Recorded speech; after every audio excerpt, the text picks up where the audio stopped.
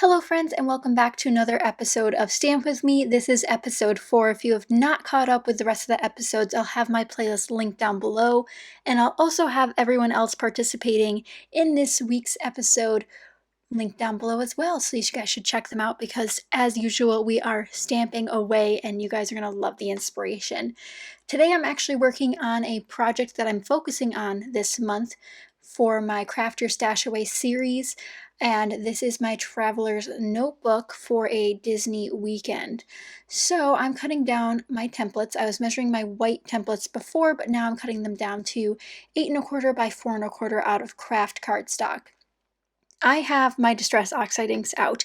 Now, this is my first time I've opened them. I've had them for at least a year and have not even opened them. And I will say I am not a huge fan of the distress portion of the inks that Tim Holtz makes. I just like them for the colors and the consistencies, but not so much for like the adding the water droplet effects or anything like that. So I wanted to give these a try for stamping purposes. I haven't tried blending them. I obviously just opened them on camera. So here I'm essentially testing out their color schemes to see if I want to use them for the photo I showed you at the beginning, which is the dinosaur on ride photo at Walt Disney World's Animal Kingdom. And if you guys don't know, that is definitely one of my favorite rides, and it's a very jarring ride, but it's really, really fun and can also be a bit scary for kids. So I'm going to test all these inks out using a Studio Calico stamp set, and mind you, for my new series, I am doing a project-based Craft Your Stash Away focus, where I'm working on a specific project to get through stash rather than a specific stash item or stash type. So the fact that I get to use some new products along the way, like this stamp set from Studio Calico, is a great honor. Now this is actually from a card kit back in the day. They used to do grab bags where you could get old card kits, and this is one of them. So it has card making sentiments in it, but it also has a bunch of cool like geometric shapes, flowers, triangles, etc. So I set these inks aside to dry after I tested them. So Lucky Clover and Spiced Marmalade were my favorite. Antique Linen just didn't make the cut against the Kraft. So then I decided to pull out some other colors, just some dye inks I have in my stash that I might want to work with. I pull out my MFT cubes. I only have 4 of them, I think, and then one of the Hampton Art ones. And I'll tell you right now that the MFT Dill Pickle is definitely one of my favorite greens. I don't have many green inks that are dye inks, but definitely my number one. I also enjoy this maroon color, which I believe is called Cranberry. And then the blue, I'm not 100% sure. Probably Blueberry if this food theme continues. I think I do have a Blueberry ink. I'm just not sure if it's the MFT one. So I'm going to test all of these on the back side of the craft panel I'd cut for my traveler's notebook, because these will be inserted on top of the pages in my notebook. And if you guys have not caught up, I do have several pages already done in this traveler's notebook, but I'll have the Craft Your Stash Away playlist linked down below so you guys can get the gist of what that series is about and why I'll be doing a ton of traveler's notebook pages in the month of March to try to complete that goal. So at this point, I really love the dye ink colors on the Kraft rather than the Tim Holtz ones, and they all rubbed off on my fingers. So they either need time to dry, which if I do remember correctly, Jennifer McGuire does recommend you heat set them so the color stays put. I didn't have time for that in terms of what I wanted to get completed this evening, and I was really excited about the crispness of the MFT inks. So I decided to go with those, and I have pulled out the triangular border stamp, which is from that same Studio Calico stamp set that's no longer available. And I test the green of the Hampton Art variety, and not my favorite. It's like a brighter green, and I'm looking for more of that deeper, darker green. These are kind of colors that are kind of in the ride because it's a dinosaur themed ride, so the greens are in the jungly atmosphere. The reds, dinosaurs are red, sure. I have no idea. Does anyone really have any idea what color dinosaurs were? I do not know. Now, when you do have a border stamp like this, or using a stamp to create borders, sometimes it can be hard to make sure it looks straight. Here you'll notice I actually didn't do a great job at that, but you could definitely take a T-square ruler like I used at the beginning when measuring my template to create lines across for pencil marks. So I could put pencil lines across to do correct spacing or evenness depending on what look you're trying to achieve. So I go across with dill pickle and then with blueberry to get some nice, beautiful geometric, just little lines. They're almost like creating your own pattern paper. There's lots of different ways you can use stamps, and in this case, I don't even use them around my photo. They're just basically carrying my title page along. So I knew I wanted to use some of these Amy Tangerine craft stickers since I'm using the craft background. I wasn't sure how to incorporate them yet. I knew I wanted my title on the top panel. And if you guys also haven't seen, I've decided to do Traveler's Notebook spreads on this horizontal axis as well as the vertical axis.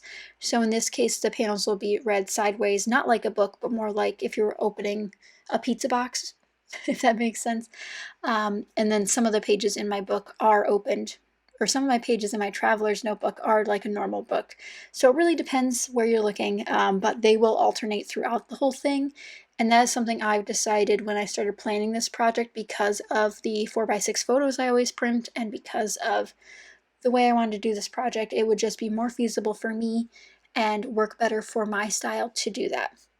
So there's a better look at that Studio Calico stamp set. Again, it has a lot of sentiments in it, so I'm kind of ignoring those. I'm not using it for card making in this instance. I just use the geometric patterns, and I will say you can't leave out stamp sets from your stash or ignore the ones that are in your stash that are card making based ones. This one has a ton of great geometrics in it, and that's why I love it. And yes, this is my first time using it, but it won't be my last. I did pull out my Wild Whisper.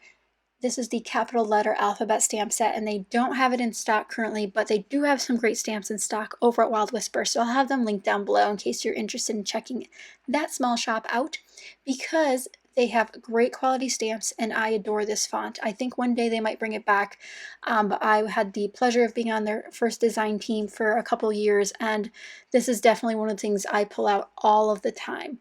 And if you guys, a couple of you guys actually wanted to see title stamping. So for capital letters or letters that don't need to be integrated like a script would be necessarily, I tend to space them out beforehand. I lay out all the letters that I need, and if I do need doubles, I make sure to use those, pull those from previous words to make sure the spacing is correct before I start stamping. A lot of people like to put multiple letters on at a time while stamping. I prefer one letter at a time so I can ensure there's proper spacing between each character, because sometimes there's a lot of extra acrylic stamp or photopolymer, whatever the clear stuff is, there's extra pieces around it, right? So sometimes we can't butt our letters against each other as much as we need. So make sure that you're lining it up beforehand so you can properly plan where to ink and where to stamp. You can also do a line across with a pencil to get a straight across line. I did pretty good with the letters. I thought I might mess it up, but we were okay. And again, this is stamping in that MFT cranberry color. Very, very beautiful on craft cardstock. It gives it a very, it almost brings it to an orangey red color instead, or maybe a purple red. It just brings out this interesting tone in it, which I really appreciate because I wanted it to be red because that gives you the danger factor for this title because it's dinosaurs, people, were in the danger zone. And I like that it's toned down a bit because of the craft cardstock. And I did not need to double stamp these, but if you do fear for double stamping because of your ink quality or your paper quality, I would recommend using a stamping platform. The Tim Holtz one, Misty, one of those would help make sure it's all in place. And again, you could stamp multiple letters with that more easily and get the spacing done on a tester sheet. Some of these I did test beforehand because they were brand new letters, but overall they all stamped beautifully. And if they are new stamps, you'll see that I sometimes rub them on my arm. I learned from Sarah's Scraps that sometimes helps get the sort of the factory seal off of them, if you know what I mean, so the ink sticks properly to the stamp because now it has texture, it has life to it. It's not that flat cut that it was made in the factory. Here I start pulling out my Amy Tan stickers again. Now these are some older ones, and I don't own anything from this collection. These were a one-off purchase from Tuesday Morning. Surprise, surprise, that's where I usually get all my designer stuff.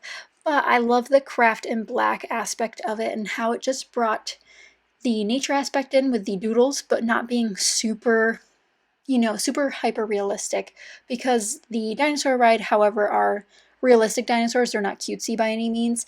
I think it's kind of more poking fun at that it's not real, even though it could feel like it's real. And this is the on-ride photo. So essentially this is where you get scared the most, if you want to say that. It's during the fun parts of the ride, if you ask me.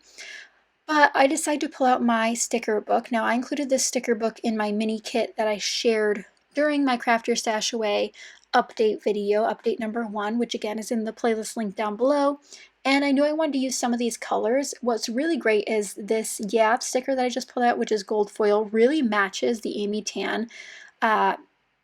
Just the letters really well. It's like almost the same font. Obviously hers are hand drawn, probably, I think almost definitely, whereas this one's probably a font off the internet, or maybe it is Amy Tan who did it. I'm not sure who designs the sticker books that aren't designer brand, but I think there's some elements of each of the designers in there that we might not know about. So I commit to gluing my photo down, and yes, that means there is no pattern paper on this layout, and I'm kind of proud of that. I love using pattern paper, as many of you guys know that watch my channel. Every 12 by 12 seems to be pattern paper background, which I know is a relief for some and sometimes uninspirational for others who don't work like that, but here's one. No pattern paper. We're using our stamps to create some patterns. We're using our stamps to create titles, but I'm also incorporating other mediums in there. So instead of just Danger Zone, now it's Real Deal Danger Zone. It's kind of cutesy in this way, and I kind of, just build off of that. So I'm going through the rest of my kit there that's in the top right, pulling out some other elements. Puffy sticker here and there. I do try to avoid a lot of dimension because it is a traveler's notebook page, but sometimes I cannot help it.